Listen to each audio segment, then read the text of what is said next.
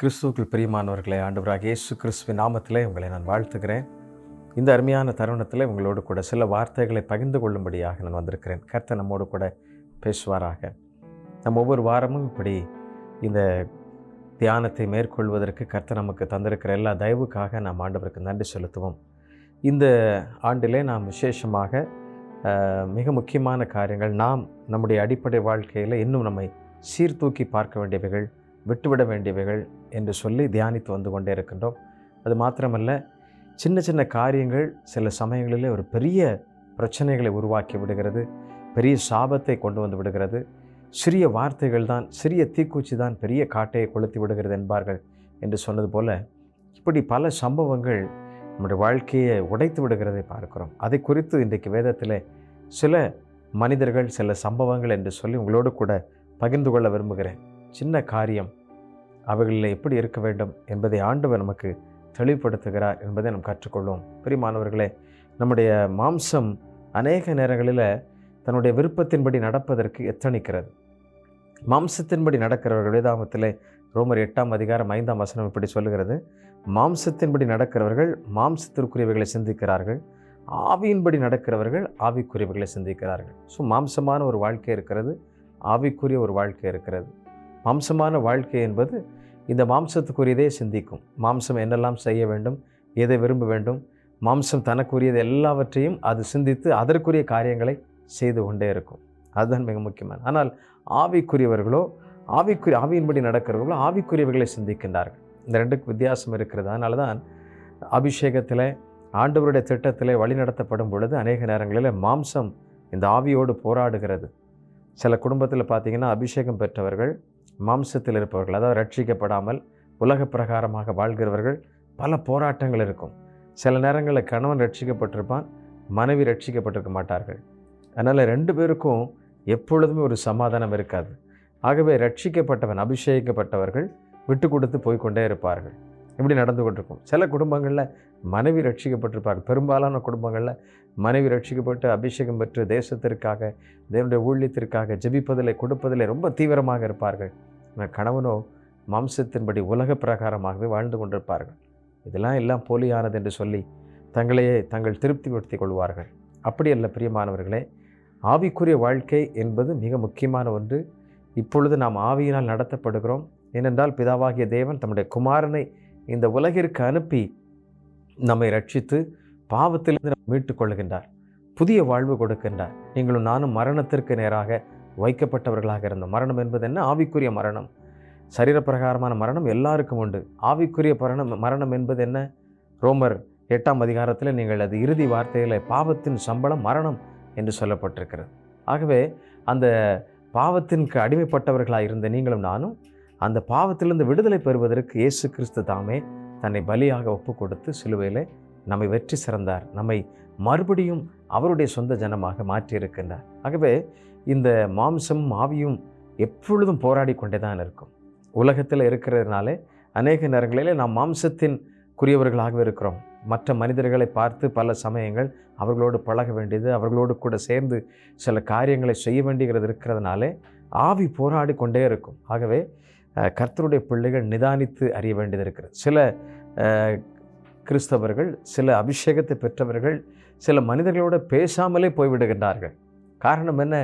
அவர்களோடு பேசினாலே பிரச்சனை வருகிறது, அவர்களோடு கூட வாழ்ந்தாலே பாவம் தொற்றி கொள்ளுகிறது, இல்லையென்றால் ஏதாவது ஒரு போராட்டம் வந்து விடுகிறது என்று சொல்லி பல கிறிஸ்தவர்கள், பல ஊழியர்கள் இன்றைக்கு தங்களை ஒதுக்கி கொள்ளுகின்றார்கள். உலகத்திற்கு தங்களை அடையாளப்படுத்தி கொள்ளாமல் அவர்கள் தனியாகவே வாழ்கின்றதை நாம் பார்க்கிறோம். அப்படி இல்லை.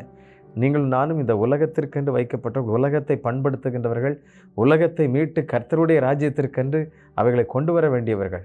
ஆகவே யுத்தம் கர்த்தருடையது, அவர் அதை நிறைவேற்றி கொண்டே இருப்பார். ஆனால் நீங்கள் மாம்சத்தின்படி மாம்சத்திற்குரியவர்கள் இங்கே வாழ்கிறதுனாலே ஆவியினாலே நீங்கள் நடத்தப்பட வேண்டும்.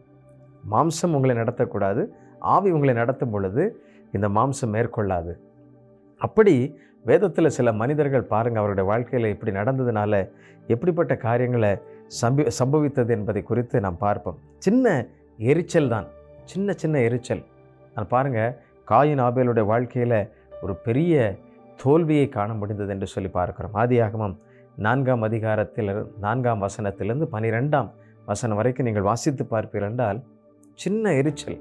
என்ன எரிச்சல் பாருங்கள், காயினையும் அவன் காணிக்கையும் கர்த்தர் அங்கீகரிக்கவில்லை.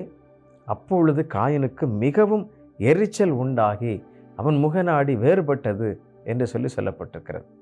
காயினையும் அவனுடைய காணிக்கையும் ஏன் கர்த்தர் அங்கீகரிக்கவில்லை என்று சொல்லி நமக்கு நன்றாக தெரியும்.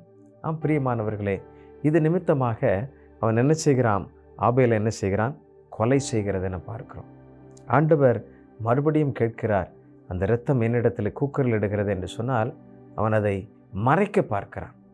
சின்ன எரிச்சல், ஆண்டவர் அங்கீகரிக்கின்ற ஒன்று. அவன் ரொம்ப மிக எளிமையாக, தகப்பனே, எஜமானனே, என்னை மன்னியும், என்னை ஏற்றுக்கொள்ளும் என்று சொல்லி ஒரு வார்த்தை கேட்டிருப்பார் என்றால் நிச்சயமாக வெற்றியாக அவனுடைய வாழ்க்கை, அவனுடைய சந்ததி எல்லாம் ஆசீர்வாதமாக இருந்திருக்கும்.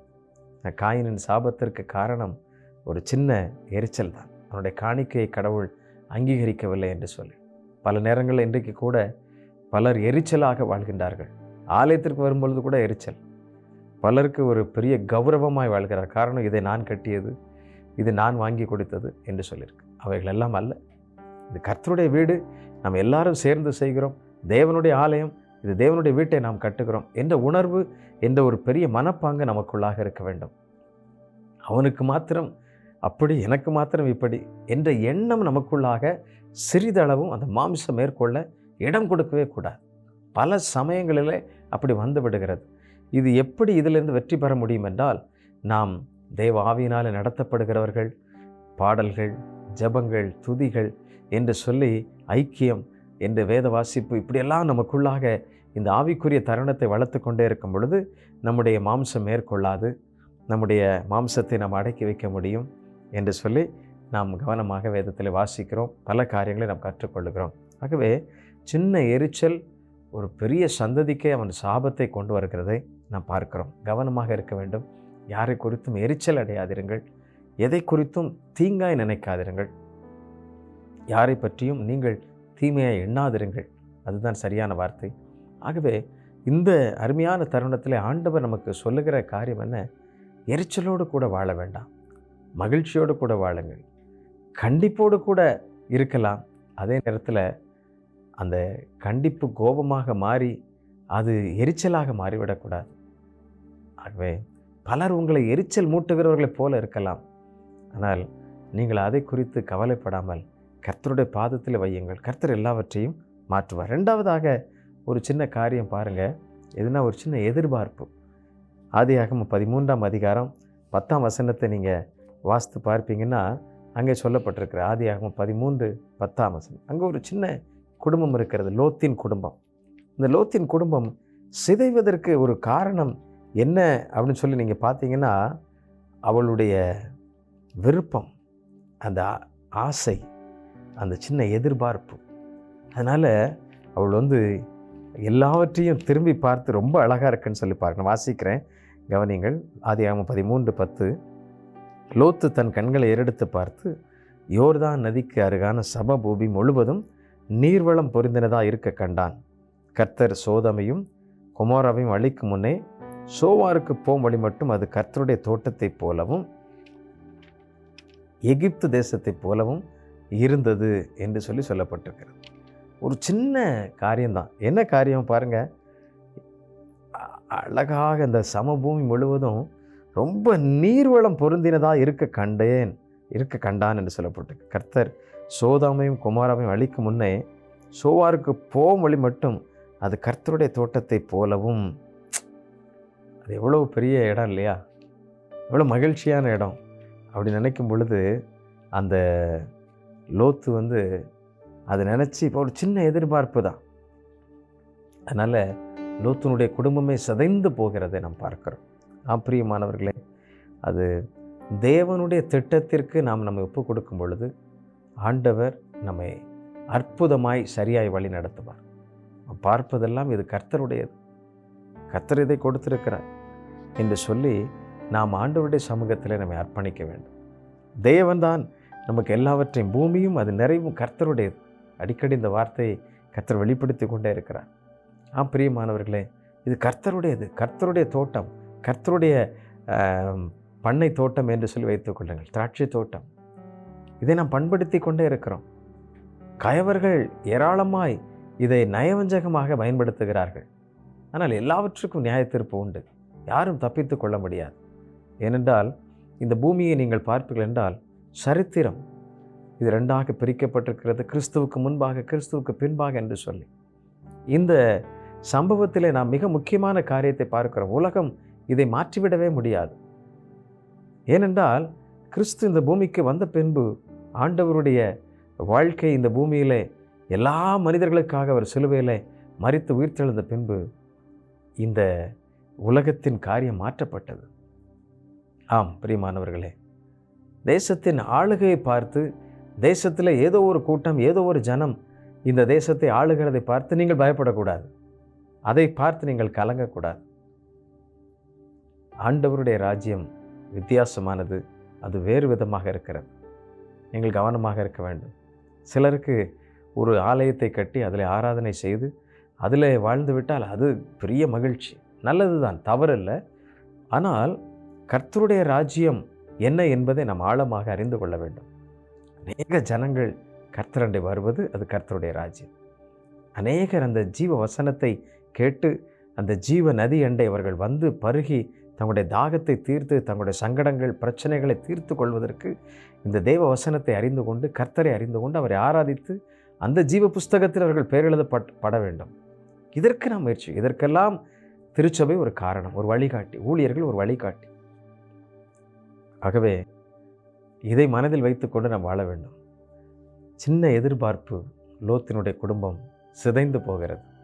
இந்த உலகத்தில் எத்தனையோ செல்வங்கள் இருக்கிறது, எத்தனையோ வளங்கள் இருக்கிறது. இவைகளை பல மனிதர்கள் கைவஞ்சகமாக திருடி கொண்டிருப்பது ஒரு பக்கம் இருந்தாலும் அதை யாரும் அழித்து விடவே முடியாது. எவ்வளவு தோண்டினாலும் கர்த்தர் கொடுப்பார். இந்த பூமியை யாராவது பாழ்படுத்தி விட முடியுமா? யோசித்து பாருங்கள். இது அரணான பட்டணம், இது கர்த்தர் உண்டாக்கின பூமி. சத்துரு நினைக்கிறான் அவன் எல்லாவற்றையும் பாழ்படுத்தி விடலாம். மனிதர்களை வைத்து இந்த பூமியை அவன் பாழ்படுத்தி கொண்டே இருக்கிறான். அவர் உருவாக்கினது, அவர் விருப்பத்தோடு பயன்படுத்தினது. யோசித்து பாருங்கள். என்றைக்காவது போய் சூரியனையும் சந்திரனையும் மறைக்க முடியுமா? இல்லை அதில் போய் கொஞ்சம் வாங்கிட்டு வந்துட முடியுமா? இரவல் வாங்க முடியுமா? மண்ணை அள்ளலாம், கல்லை அள்ளலாம், மரங்களை வெட்டலாம், நீர்நிலைகளை மாற்றலாம். இதெல்லாம் கீழே இருக்கிறதுனால செய்ய முடியுது. பக்கத்தில் போக முடியுமா? நீதியின் சூரியன் அவர். நாம் புரிந்து கொள்ள வேண்டும். யாராலும் அதை மறைக்கவே முடியாது. அவருடைய சமூகத்தில் அதனால தான் சொல்லுவார்கள், இயற்கை வந்துவிட்டால் இயற்கையினுடைய விதிக்கு எல்லாரும் கீழ்ப்பட்டி ஆகணும், எல்லாரும் அடிபணிந்து ஆக வேண்டும். இயற்கைக்கு மிஞ்சினது ஒன்றுமில்லை என்று சொல்லுகிறார்கள். அதை படைத்தவர் நம் ஆண்டவராகிய தேவன். எவ்வளவு பெரிய தேவன், யோசித்து பாருங்கள். அப்படி என்றால் நீங்களும் நானும் செய்கிறது, நீங்களும் நானும் சேமித்தவைகள்லாம் வெறும் சொற்பம், ஒன்றுமல்ல. நாங்கள் சம்பாதித்த பேர் புகழ் வெறும் சொற்பம். இதை நினைத்து கொண்டு பெரியவன் என்று சொல்லி எண்ணிக்கொள்வதோ எரிச்சல் அடைவதோ தவறான விஷயம். எனக்கு கொடுத்த வாழ்க்கையை நான் மனரமியத்தோடு மகிழ்ச்சியோடு சந்தோஷத்தோடு பலருக்கு இந்த தேசத்திலே நன்மைகளை காண்பித்து நித்திய பாதை காண்பித்து ஜீவ புஸ்தகத்தில் அவர்களையும் பெயரெழுத வைத்து மகிழ்ச்சியோடு கூட வாழ்வது தான் மிகப்பெரிய சந்தோஷம். பரலோகத்திலே உங்கள் பெயர்கள் எழுதப்பட்டிருப்பதை குறித்து நீங்கள் மிகுந்த மகிழ்ச்சி அடையுங்கள். ஆமாம், அதை எண்ணாமல் பலருடைய பெயர்கள் எழுதப்படுவதற்கு காரணமாயிருந்த அதை நினைத்து மகிழ்ச்சி அடையுங்கள். அதுதான் சந்தோஷம். இந்த பிள்ளைகளெல்லாம் ரட்சிக்கப்பட்டிருக்கிறார்கள், வேத வசனத்தினால் போதிக்கப்பட்டிருக்கிறார்கள் என்பதை காட்டில் வேற என்ன மகிழ்ச்சி இருக்கிறது? அதுதான் நித்திய சந்தோஷம். ஆமென். ஆம் பிரியமானவர்களே, சின்ன காரியம், சின்ன அல்பத்தனமான ஆசை அநேக நேரங்களிலே நம்முடைய வாழ்க்கையை எல்லாவற்றையும் அழித்து போட்டுவிடும். இன்னொரு சம்பவத்தை வேதத்திலிருந்து சொல்ல வேண்டும் என்று சொல்லி விரும்புகிறேன். சகிப்பு தன்மை இல்லாத ஒரு சின்ன காரியம் அவனுடைய ஆசீர்வாதத்தை இழந்து போனதை பார்க்கிறோம். ஆதியாகமம் 28:8-9 ஆகிய வசனங்களை வாசிக்கிறேன், நீங்கள் கவனியுங்கள். ஆதியாகமம் 28:8 9. ஏசா யாக்கோபு, இந்த மனிதர்களுக்குள்ளாக ஒரு சின்ன சலசலப்பு வருகிறது. 2 பேரும் ஒரே தாயின் வயிற்றில் பிறந்தவர்கள். ஆனால் நடக்கிற சம்பவம் என்ன பாருங்கள். 8ஆம் வசனத்தை நான் வாசிக்கிறேன். கானானியருடைய குமாரத்திகள் தன் தகப்பனாகிய ஈசாக்கின் பார்வைக்கு ஆகாதவர்கள் என்பதை ஏசா அறிந்ததினாலும், ஏசா இஸ்மவேலிடத்துக்கு போய் தனக்கு முன்னிருந்த மனைவிகளுமின்றி ஆபிரகாமுடைய குமாரனாகிய இஸ்மவேலின் குமாரத்தையும் நெபோயாத்தின் சகோதரியுமாகிய மகலாத்தையும் விவாகம் பண்ணினான். யாக்கோபு பெயர்சபாவை விட்டு புறப்பட்டு ஆரானுக்கு போக பிரயாணம் பண்ணி அவன் வேறு வழியாக போகிறான். ஏசா வேறு வழியாக இந்த ஆசீர்வாதத்தை சுதந்திரித்து கொள்ள வேண்டும் என்று சொல்லி ஆசைப்படுகிறான். சகிப்புத்தன்மை இல்லை, என்றால் விட்டு கொடுக்க மனமில்லாமல் சூழ்நிலை. இப்படி சொல்லி பார்க்கலாம். நான் எண்ணி பாருங்கள், யோசித்து பாருங்கள். யாக்கோபு தன்னுடைய தேசத்திலிருந்தே துரத்திவிடப்பட்டவனை போல இருக்கிற, எங்கே போகிறோம் என்று தெரியவில்லை. ஒரு இடத்தை காண்பித்து அங்கே போ என்று சொல்லி தன்னுடைய எல்லைக்கு அப்பால் அனுப்பி விடுகிறதை பார்க்கிறோம். வழிக்கு போகும் வழியிலும் புலம்பிக் கொண்டே இருக்கிறதை பார்க்கிறோம். தலைக்கு ஒரு கல்லுதான் தலையணையாக கிடைத்தது. வாழ்க்கையில் எவ்வளவோ கரடான பாதைகளை அவன் சந்திக்கிறான். பிரியமானவர்களே, நீங்களும் கூட அப்படிப்பட்ட பல்வேறு கரடான பாதைகளை சந்திக்கலாம். உபத்திரவத்தின் வழியாக நீங்கள் நடந்து செல்லலாம். எல்லாராலும் ஒருவேளை ஒதுக்கப்பட்டது போல இருக்கலாம். ஆனால் சகிப்புத்தன்மை இல்லாமல் வாழ்ந்து விடாதீர்கள்.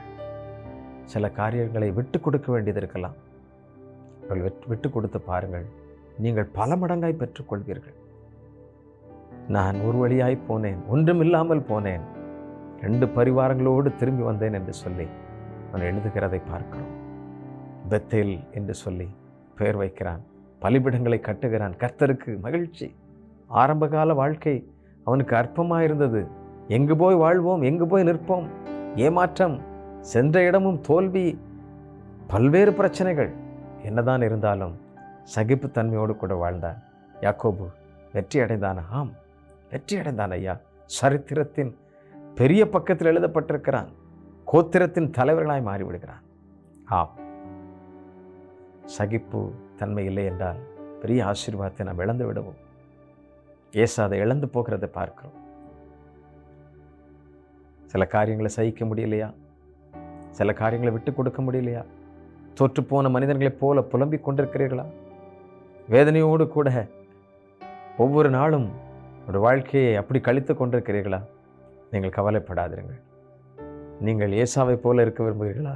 யாக்கோபை போல இருக்க விரும்புகிறீர்களா? சற்று சிந்தித்து பாருங்கள். நிதானத்தோடு அவன் புறப்பட்டு செல்லுகிறான். தன் தாய் சொன்ன வார்த்தையின்படியே புறப்பட்டு செல்ல அவனுடைய வாழ்க்கை பல்வேறு பிரச்சனைகளை, இன்னல்களை அவன் சந்திக்க நேரிட்டது. ஆனால் அதற்கு பின்பாக பாருங்கள், இன்றைக்கும் பேசுகிறோம். சரித்திரம், சந்ததி, கோத்திரம் என்று சொல்லி பேசிக்கொண்டே இருக்கிறோம். எவ்வளவு பெரிய மகத்தான தேவன். சகிப்புத்தன்மையோடு கூட வாழுங்கள். ஆண்டவர் உங்களையும் உங்கள் சந்ததிகளையும் ஒரு நாளும் கைவிட மாட்டார், ஒரு நாளும் விட்டுவிட மாட்டார். இதை நான் உறுதியாக நம்புகிறேன். ஆமென். கர்த்தராகிய தேவன் எல்லாவற்றையும் சரியாக செய்வார். இன்னொரு காரியம் பாருங்கள், இன்னொரு சின்ன காரியம், சின்ன விஷயம், பெரிய ஆசீர்வாதத்தை இழக்க வேண்டியதாக இருக்கிறது. இங்கே பாருங்கள், எண்ணாகமம் 20ஆம் அதிகாரம் 7ஆம் வசனத்திலிருந்து 12ஆம் வசனம் வரை நீங்கள் வாசித்து பாருங்கள். இங்கே மோசேயை ஆண்டவர் ஒரு காரியத்தை செய்ய சொல்லுகிறார். என்ன பாருங்கள், 8ஆம் வசனம் வாசிக்கிறேன். நீ கோலை எடுத்துக்கொண்டு நீயும் உன் சகோதரனாகிய ஆரோனும் சபையாரை கூடி வரச் செய்து அவர்களுடைய கண்களுக்கு முன்பாக கண்மலை பார்த்து பேசுங்கள். அப்பொழுது தன்னிடத்தில் உள்ள தண்ணீரை கொடுக்கும். இப்படி நீ அவர்களுக்கு கண்மலையிலிருந்து தண்ணீர் புறப்பட பண்ணி சபையாருக்கும் அவர்கள் மிருகங்களுக்கும் குடிக்க கொடுப்பாய் என்றார். மோசேயை சொல்வதற்கு ஒன்றுமே இல்லை. லட்சக்கணக்கான ஜனங்களை வழிநடத்தி கொண்டிருக்கிறார். பல நெருக்கம்தான். என்ன செய்ய முடியும் பாருங்கள். ஆண்டவர் செய்ய சொல்வதை செய்யாமல் போகும் பொழுது சில ஆசீர்வாதங்களை நாம் இழந்து விடுகிறோம். மோசேயை பார்த்து ஆண்டவர் சொல்லுகிறார், எல்லாரையும் கூடி வர செய்து நீ கண்மலை பார்த்து பேசுகிறார். தன்னுடைய கோலால் எடுத்து அடித்து விடுகிறார். ஆனால் ஆசீர்வாதம் வந்தது, தண்ணீர் வந்ததாக வந்தது, எல்லாம் நடந்தது. ஆனால் கானானுக்குள் மோசே பிரவேசிக்க முடியவில்லை. தூரத்திலிருந்து அவன் பார்க்கிறான். பிரியமானவர்களே, நன்மையை கொடுக்கிற தேவன். சின்ன கோபம் பெரிய நன்மையை நாம் இழந்து விடுவோம். உங்களுடைய வாழ்க்கையில் கோபம் அதிகமாக இருக்கிறதா? கர்த்தரிடத்தில் கேளுங்கள்.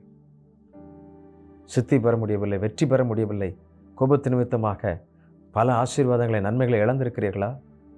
இப்பொழுதே முழங்கால் படியிடுங்கள். ஆண்டவரிடத்தில் கேளுங்கள். உங்கள் கோபத்தை நீங்கள் சரி செய்ய முடியாது. கர்த்தராகிய தேவன் அந்த மாம்சத்தை அவர் மாற்றி உங்களை ஆவிக்குரிய மனிதர்களாய் மாற்றுவார். எத்தனை பேர் உங்களை அதுக்கப்புறம் திட்டினாலும் சரி, கர்த்தருடைய அபிஷேகம் கர்த்தருடைய ஆவியினால் நடத்தப்படும் பொழுது எத்தனை பேர், பவுல் சொல்லுகிறது போல, நான் பைத்தியக்காரன், கிறிஸ்துவுக்கு நான் பைத்தியக்காரன். ஆம் பிரியமானவர்களே, எத்தனையோ பேசினாலும் அவைகளெல்லாம் நமக்கு ஒன்றும் நம்முடைய சிந்தையிலே, நம்முடைய செயலிலே வராது. காரணம் என்ன? அவைகளெல்லாம் ஒன்றுமல்ல. நம்மை பகைக்கிறவர்கள் கர்த்தரை பகைக்கிறார்கள். காரணம், எனக்குள்ளாக அவர் வாழ்கிறார், என்னை அவர் நடத்துகிறார், நான் அவருக்குள்ளாக இருக்கிறேன், அசைகின்றேன், பிழைக்கின்றேன், நடக்கின்றேன், ஓடுகின்றேன். அவரே என்னை எழுந்திருக்க பண்ணுகின்றார். விசுவாசிக்கிறீங்களா? ஆண்டவர் நம்ம பார்த்து கேட்கிறார். சின்ன சின்ன கோபம் பெரிய நன்மைகளை, ஆசீர்வாதங்களை, குடும்பத்தை இழக்க செஞ்சிடும், பிள்ளைகளை இழக்க வச்சிடலாம், பெரிய பிஸ்னஸ்ஸு அதனால் தோற்று போகும், நன்மை கிடைக்காம போயிடலாம். ஐயோ, என் கோபத்தை அடக்கவே முடியலன்னு சொல்லி கவலைப்படுறீங்களா? ஆண்டவரிடத்தில் கேளுங்க. ஆண்டவர் உங்களை புதிதாக்குவார், நன்மையாக்குவார், புதிய மனிதனாக மாற்றிவிடுவார். புதிய ஆசீர்வாதத்திற்கு நீங்கள் காரணமாக மாறிவிடுவீர்கள். நீங்கள் மாம்சத்தில் நடப்பீர்கள் என்றால் வெற்றி பெற முடியாது. ஆவியில் நடத்தப்படுகிறவர்களாய் நீங்கள் வாழுங்கள். ஆண்டவரிடத்தில் கேளுங்க. ஆண்டவரே, என்னை அபிஷேகியும், என்னை நிரப்பும். தனியாக நேரம் எடுத்து கர்த்தரோடு பேசுங்கள். கர்த்தர் உங்களை சரியாய் வழி நடத்துவார். எல்லா குணாதிசயங்களை மாற்றி அவரை போல நீங்கள் வாழும்படி கர்த்தர் உங்களை உயர்த்தி விடுவார். அல்லேலூயா. பிரியமானவர்களே, ஆண்டவருடைய திட்டத்திற்கு நம்மை அர்ப்பணிக்கும் பொழுது கர்த்தர் நம்மை கொண்டு பெரிய காரியங்களை செய்வார் என்பதில் சந்தேகமே இல்லை. இன்னொரு காரியத்தை நான் சொல்லி முடிக்க விரும்புகிறேன். சின்ன ஆசை, சின்ன சின்ன காரியம்தான், ஆனால் வாழ்க்கையில் பெரிய நன்மைகளை இழந்து போன மனிதர்களை குறித்து பார்த்து கொண்டே இருக்கிறோம். அப்படி நீங்களும் கூட நிறைய பேர் உங்களுடைய வாழ்க்கையில் சின்ன தவறு தான் செஞ்சிட்டேன், சின்ன பாவம் தான் செஞ்சேன் அப்படின்னு சொல்லி வாழ்க்கையில் நிறைய இழந்திருக்கலாம். இன்றைக்கு அவைகள் எல்லாவற்றை விட்டு விடுங்கள். இன்றைக்கு ஆண்டவர் உங்களை புதிதாக்குவார். சின்ன வார்த்தை தான் போட்டேன், குடும்பமே உடஞ்சி போச்சு, இன்றைக்கி சேரவே முடியல, அப்படி இருக்கிறீங்களா? ஆண்டவரிடத்தில் மன்னிப்பு கேளுங்க. ஆண்டவரை, எனக்கு உதவி செய்யுங்க, நாங்கள் ஒன்றாய் வாழும்படி எங்களுக்கு உதவி செய்யுங்கள் கேளுங்க. கர்த்தர் இறங்குவார், கர்த்தர் உதவி செய்வார். இருதயத்தை மாற்றுகிறவர் கர்த்தர், உள்ளின் திரியங்களை ஆராய்ந்து அறிந்திருக்கிறவர். நீங்கள் எவ்வளவோ சமாதான முயற்சிகளை எடுத்தாலும் அது வெற்றி பெற முடியவில்லை என்றால் கர்த்தரிடத்திற்கு வாருங்கள், ஆண்டவரிடத்தில் போங்க. இது முழுமையான நிரந்தர சமாதானமாய் நிரந்தர வெற்றியாக இருக்கும். இங்கே ஒரு மனிதனுடைய சின்ன ஆசைகள் என்ன பாருங்கள். சிம்சோன், நியாயாதிபதிகள் 14ஆம் அதிகாரத்தை நீங்கள் வாசித்து பார்ப்பீர்கள். அங்கே சொல்லப்பட்டிருக்கிறது, அவனுடைய ஒரு சின்ன ஆசை. ஆண்டவர் அவனை பிரத்யேகமாக உருவாக்கி இருக்கிறார், பிரத்யேகமாக அவனை படைத்திருக்கிறார். நசரேய விரதம் கொண்டு அவனை உருவாக்குகிறார். அவ்வளவு சிறப்பாக படைக்கப்பட்டவன். தன்னுடைய பெற்றோர்கள் எல்லாவற்றையும் அவனுக்கு சொல்லிக் கொடுக்கிறார்கள். ஆனால் இங்கே நடக்கிறது பாருங்கள், இறுதியில் அவன் அந்த பெலிஸ்தரிடத்தில் போய் மாட்டிக்கொள்ளுகிறான். பெலிஸ்தரிடத்தில் ஒரு பெண்ணை கொள்ள வேண்டியதென்ன? அவள் தன் கண்ணுக்கு தனக்கு இதமானவள், தனக்கு பிரியமானவள் என்று சொல்லி அவளிடத்தில் பெலிஸ்தரை விடுவிக்க வேண்டியவன். பெலிஸ்தரிடத்திலிருந்து கர்த்தருடைய பிள்ளைகளை விடுவிக்க ஆண்டவர் அவனை சிறப்பாய் படைத்திருக்கிறார். ஆனால் அங்கேயே போய் அவன் மாட்டிக்கொள்ளுகிறான். நிறைய பேர் அப்படி தான் சிக்கிக்கொள்கிறான். ஆமென், அல்லேலூயா. ஆண்டவர் அநேகரோடு பேசி கொண்டிருக்கிறார் என்று நான் நம்புகிறேன். சின்ன ஆசைகள்.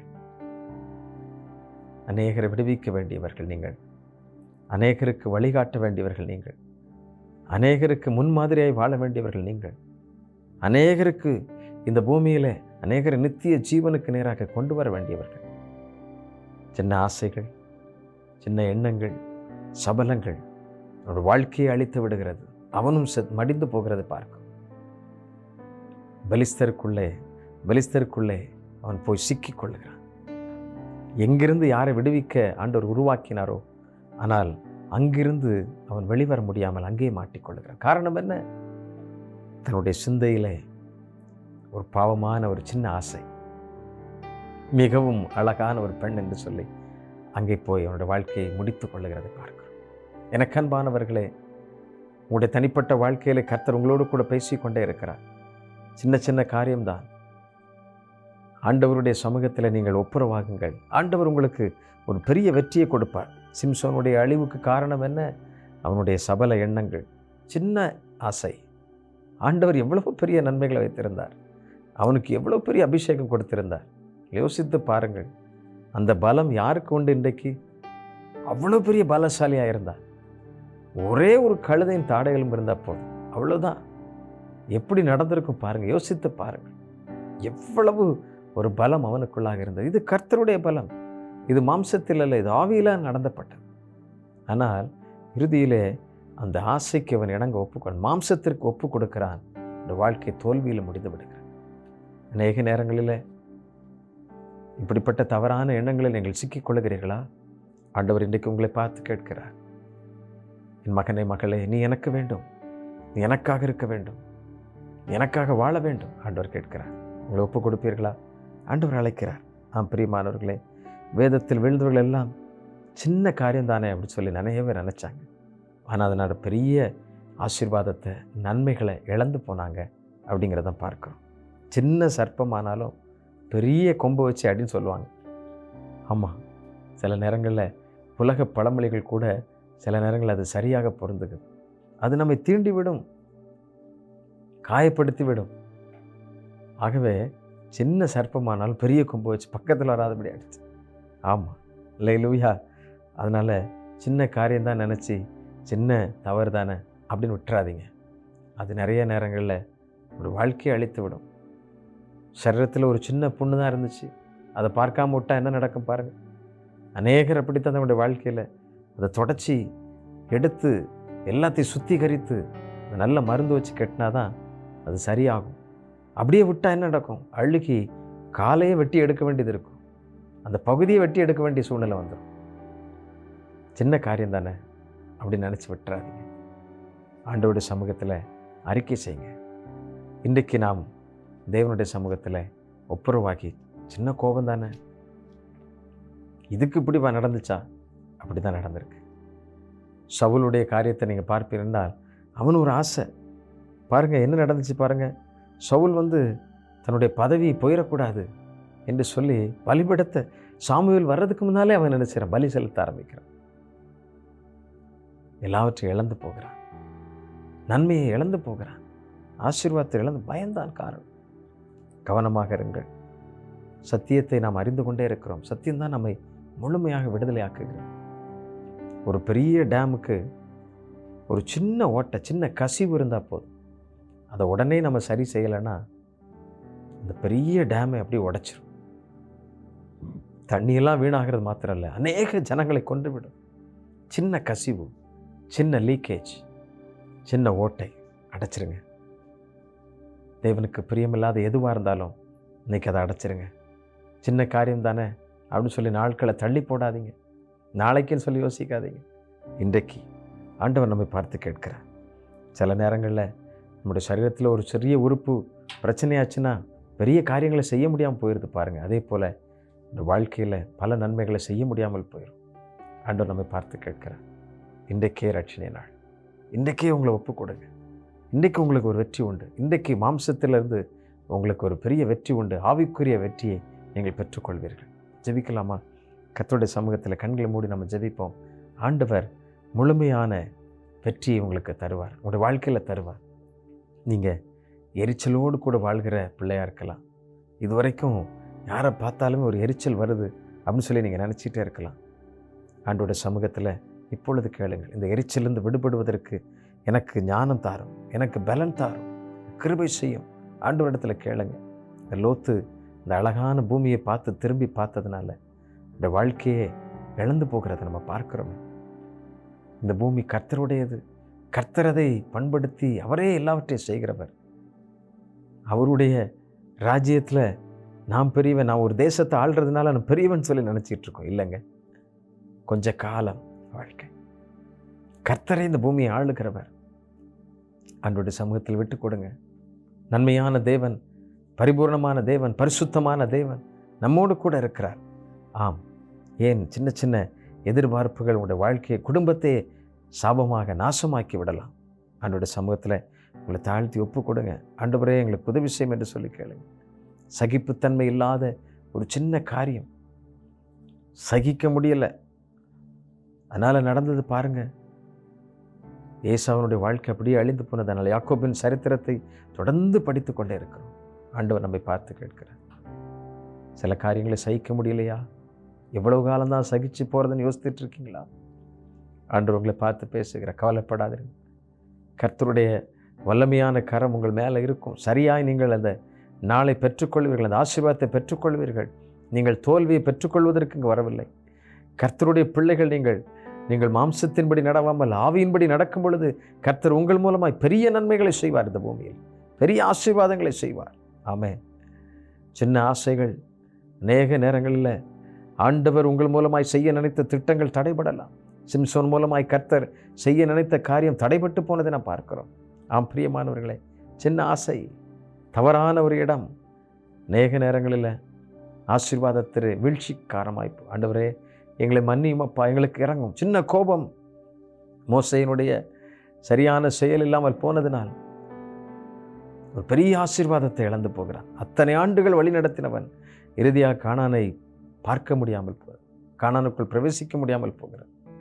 ஆண்டவரிடத்தில் கேளுங்கள், ஆண்டவரே என்னுடைய எரிச்சல், என்னுடைய கோபம் தனிய கடவுது, எனக்கு உதவி செய்யும், எனக்கு ஆவிக்குரிய பலனை தாரும், ஆவியினால் நடத்தப்படுகிறவனாய் வாழ என்னை அர்ப்பணிக்கிறேன் என்று சொல்லி இப்பொழுதே நீங்கள் அர்ப்பணியுங்கள். ஆம் பிரியமான எனக்கு அருமையான தாயே, தகப்பனே, சகோதரனே, சகோதரிய, வாலிபனே, ஆண்டவர் இன்றைக்கு உன்னை பார்த்து பேசி கொண்டிருக்கிறார். நான் விட்டுவிட முடியாத சின்ன ஆசை அநேக நேரங்களுடைய வாழ்க்கையை அழித்துவிடும், உன்னுடைய எதிர்காலத்தை குலைத்துவிடும். ஆண்டவர் உன்னை பார்த்து சொல்லுகிறார், சின்ன பாவம் தானே, இது யாருக்கும் தெரியாத மறைமுகமான காரியமே என்று சொல்லி எண்ணிக்கொண்டிருக்கலாம். ஆண்டவர் இன்றைக்கு உன்னோடு கூட பேசுகிறார். அதை விட்டுவிடு. அது தேவனுக்கு பிரியமில்லாத மாம்சத்தில் நீ வாழாதே. ஆவிக்கேற்றபடி ஆண்டவருடைய திட்டத்தின்படி வேதாகமத்தையும் அவருடைய ஜெபத்தையும் அவரோடு கூட நடந்து கொள்ளும் அந்த வாக்கியத்தை பெற்றுக்கொள். ஆண்டவர் உன்னை பார்த்து கேட்கிறார், உன்னை விட்டு கொடுப்பாயா? உன்னை அர்ப்பணிப்பாயா? ஆண்டவர் கேட்கிறார். நாம் பிரியமானவர்களே, சின்ன சின்ன கோபம் பெரிய ஆசீர்வாதங்களை, சாபத்தை கொண்டு வந்து விடுகிறது.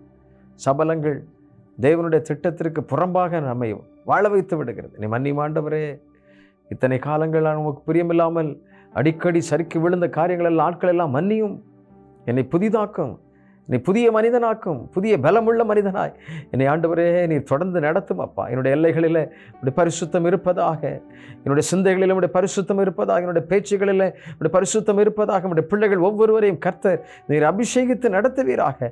வல்லமையான உடைய பலத்தினாலே ஆண்டவரே உடைய பிள்ளைகளை நீர் வழிநடத்தும்படியாக நாங்கள் செபிக்கிறோம். எங்கெங்கெல்லாம் உடைய பிள்ளைகள், ஐயோ நாங்கள் இந்த ஆசீர்வாதத்தை இழந்திருக்கிறோமே, இந்த சின்ன வார்த்தையினால் இந்த சாபத்தை சந்தித்திருக்கிறோமே, எங்களை மன்னிங்க ஆண்டவரேன்னு சொல்லி கேட்கிற ஒவ்வொரு பிள்ளைகளையும் கர்த்தர் நீங்கள் மன்னித்து ஒரு புது ஜீவன், புது விடுதலை கொடுத்து இல்லை உற்சாகமான ஆவியவர்களை தாங்கட்டும் அப்பா. புதிய ஜீவன் அவர்களுக்கு உண்டாகட்டும். கர்த்தர்களை வழிநடத்துவீராக. நீர் அப்படி செய்கிறதற்காக உமக்கு நன்றி அப்பா. யார் யார் உண்மையாய் அறிக்கை செய்கிறார்களோ, அர்ப்பணிக்கிறார்களோ, தங்களை விட்டு கொடுக்கிறார்களோ, தங்களுடைய குணநலன்களை மாற்ற வேண்டும் என்கிற எண்ணம் கொண்டு நம்முடைய சமூகத்திலே ஜபிக்கின்றார்களோ, ஒவ்வொரு பிள்ளைகளையும் கர்த்தர் நீர் ஆசீர்வதிப்பீராகப்பா. நன்மைகள் உண்டாகட்டும் என்று சொல்லி ஜபிக்கிறேன். கர்த்தர்களை பலப்படுத்தும். எல்லா கனமும் எல்லா மகிமையும் புகழும் உண்டாகட்டும். இனி ஆசீர்வாதத்தை இழக்கக்கூடாதப்பா. இனி சாபத்திற்கான காரணத்தை அவர்கள் ஆண்டவரே சந்திக்கக்கூடாது. ஆண்டவரே அவர்கள் ஆசீர்வாதத்திற்குரிய காரணிகளாக இருக்கணும் அப்படின்னு அவருடைய சமூகத்தில் அறிக்கை செய்த ஒவ்வொரு பிள்ளைகளையும் கர்த்தர் அப்படி மாற்றுவீரா. இப்படி செய்கிறதற்காக நன்றி, கோடாகோடி நன்றி அப்பா. உமக்கே எல்லா மகிமை உண்டாகட்டும். ஒவ்வொரு பிள்ளைகளையும் நான் வாழ்த்துகிறேன், ஆசீர்வதிக்கிறேன். இதை கேட்கிற பிள்ளைகள் ஒவ்வொருவரும் புதிய பலன் பெற்று எழும்புவார்களாக. இனி மாம்சத்தின்படி இல்லை, ஆவிக்கேற்றபடி நடக்கிறவர்களாய் அவர்களை நீர் ஆசீர்வதிக்க நான் ஜெபிக்கிறேன். நீரே மகிமைப்படும். இயேசுவின் நாமத்திலே கேட்கிறோம் நல்ல பிதாவே, ஆமென், ஆமென். கர்த்தருக்குள் பிரியமானவர்களே, நீங்கள் விட்டுவிட்ட எல்லா காரியங்களையும் கர்த்தர் அறிந்திருக்கிறார். இனி உங்களுடைய வாழ்க்கையில் புதிய நன்மை பிறக்கும், புதிய ஆசீர்வாதம் உண்டாகும். நீங்கள் இனி தோற்று போனவர்கள் அல்ல, இனி நீங்கள் பரிசுத்த ஆவியானவரால் நடத்தப்படுகிறவர்கள். சின்ன சின்ன காரியம் தானே அப்படின்னு மறைச்சி வச்சுருந்ததெல்லாம் நிறைய நேரங்களில் நிறைய சாபத்தையும் ஆசீர்வாதங்களை இழப்பையும் கொண்டு வந்திருக்கலாம். இனி அப்படி அல்ல, எல்லாத்தையும் நீங்கள் கர்த்தருடைய பாதத்தில் விட்டு கொடுத்துட்டீங்க. இனி புது மனிதர்கள், புதிய பாதையில் நீங்கள் நடக்க போகிறீங்க. இனி பார்க்க போகிறீங்க. உங்களுக்குள்ள ஒரு பெரிய மகிழ்ச்சி இருக்கும், ஒரு சந்தோஷம் இருக்கும், ஒரு புது தெம்பு உண்டாயிருக்கும். சரிதானா? தைரியமாக இருங்க. கர்த்தர் தாமே நம்ம வழி நடத்துவாராக. நீங்கள் பெற்றுக்கொண்ட ஆசீர்வாதங்களை எங்களுக்கும் தெரியப்படுத்துங்கள். நானும் உங்களோடு கூட சேர்ந்து கர்த்தரை மகிமைப்படுத்துகிறேன். சரிதானா? ஆண்டவர் தாமே நம்ம ஒவ்வொருவரையும் ஆசீர்வதிப்பாராக. God bless you.